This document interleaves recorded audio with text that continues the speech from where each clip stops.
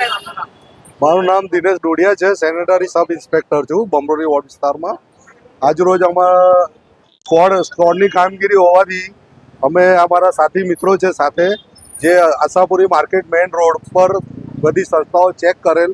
સંસ્થાઓ, લારીઓ તથા અમુક પ્રતિબંધ પ્લાસ્ટિક બી જપ્ત કરેલું છે અને ડેરીઓમાં અને આઈસ્ક્રીમો જે છે તે એક્સપાયર ડેટવાળી હતી જે જમા લઈને તેને ડિસ્પોઝ કરવાનું છે.